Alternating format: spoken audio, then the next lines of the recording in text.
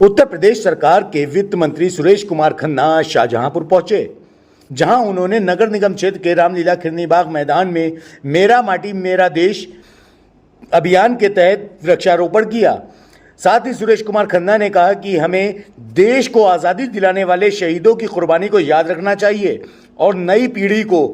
शहीदों से एक सबक लेना चाहिए कि जिस तरह से अंग्रेजों के शासन में शहीद होने वालों ने किस तरह से यातनाएं सही और वो लोग खुद को कुर्बान करके सिर्फ इसलिए चले गए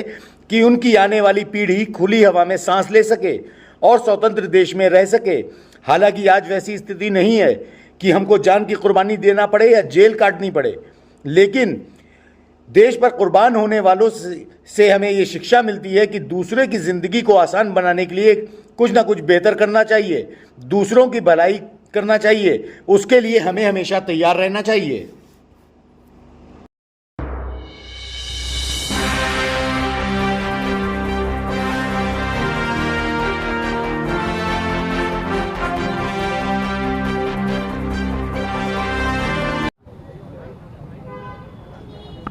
ये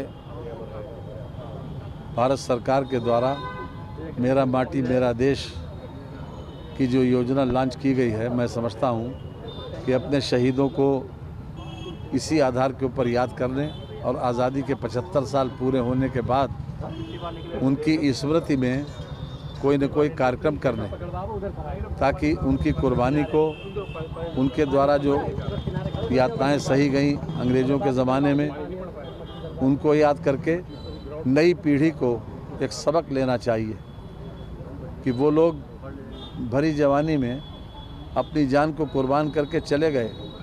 केवल इसलिए कि आने वाली पीढ़ी खुली हवा में सांस ले सके, आने वाली पीढ़ी स्वतंत्र देश में रह सके। आज वैसी स्थिति नहीं है कि हम जान की कुर्बानी दें, आज वैसी स्थिति में नहीं है कि हम जेल काटें, लेकिन आज उनकी कुर्बानी से एक ही शिक्षा मिलती है